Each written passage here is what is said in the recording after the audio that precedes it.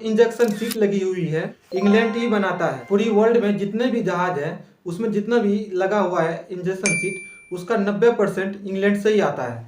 इस injection seat के नीचे रॉकेट लगे हुए होते हैं। कभी भी इमरजेंसी से पायलट को जहाज के बाहर निकलना होता है तब इस इंजेक्शन सीट के ऊपर ये यहाँ पे हुक होता है, इसके नीचे रॉकेट लगाया हुआ होता है। जैसे ये हुक खींचेगा, इस रॉकेट में ब्लास्ट होता है, ये ऊपर का शीशा तोड़ के तेजी से ऊपर फेंक देता है पायलट को। इस इंजेक्शन सीट के पीछे पैराशूट लगे हुए होते हैं, सब कुछ ऑटोमेटिक अपने आप खुल जाता है। हजारों पायलट की जान बचाई है इस इंजेक्शन सीट ने। तो जो भी देश अर्जेंटीना को जहाज बेचता है, उस देश की कंपनी कहती है कि आप उसको जहाज बेचोगे तो हम आपको सीट ही नहीं देंगे।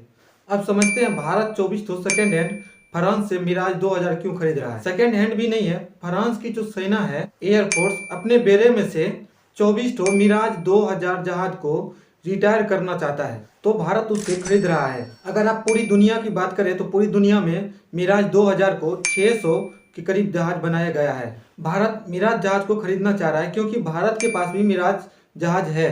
बालाकोट एयर स्ट्राइक में भी मिराज 2000 का ही यूज किया गया था। कारगिल की लड़ाई में पाकिस्तानी सेना को कुचल के जो आया था मिराज 2000 ही था। मिराज जहाज की परफॉर्मेंस बहुत तगड़ी है, खास करके पहाड़ी एरिया में। लेकिन मिराज जहाज प्रोडक्शन लाइन में अभी बंद हो चुका है, इसलिए इसका स्पेयर पार्ट या कुछ पार्ट बिगड़ जाता है तो मार्केट में ढूंढना बहुत मुश्किल हो जाता है, मार्केट में नहीं मिलता है क्योंकि उसका जो है सप्लाई लाइन बंद हो चुका है। 10 साल पहले इसका प्रोटेक्शन बंद हो चुका है, इसलिए भारत इसको बहुत सस्ता दाम में खरीद रहा है। एक ठो जहाज का कीमत पड़ता है 12 करोड़ रुपए, यानी कि 24 ठो जहाज 300 करोड़ रुपए में खरीद रही है। जबकि राफेल जैसी जहाज को खरीदने में एक जहाज की खरीदने की कीमत आ रही थी 1600 करोड़ रुपए, और यहाँ पे 300 करोड़ रुपए में 24 ठो जहाज खरीद लिए हैं मामूली सी दाम में। अब ये जहाज क्यों खरीदा गया है? क्योंकि एयर चीफ मार्शल साहब का कहना है जहाज अभी कंडीशन में, इसका रिकॉर्ड बहुत अच्छा है, 2030 से लेकर 2035 तक इसको आराम से खींच के लेके चले जाएंगे इस जहाज को। लेकिन उस दौरान इसके पार्ट में कुछ घिसावट आएगी तो इसी जहाज में से मतलब खोल के इसको इसमें लगाया जाएगा। क्योंकि कंपनीज जो है ना इसकी मॉडल बनाना बंद कर दिया है, तो आने वाले समय में इसका जो पार्ट्स है वो मिलना मुश्किल हो जाएगा मार्केट में, तो फिर कहाँ से लगाएगा।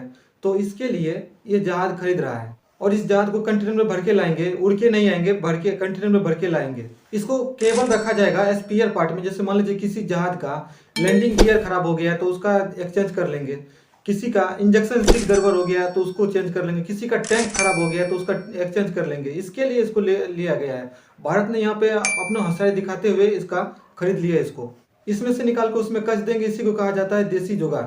उम्मीद करता हूँ कि आपको वीडियो अच्छी लगी। इस वीडियो को लाइक कीजिए, चैनल को सब्सक्राइब कीजिए। मिलते हैं अगले वीडियो में, तब तक के लिए जय हिंद।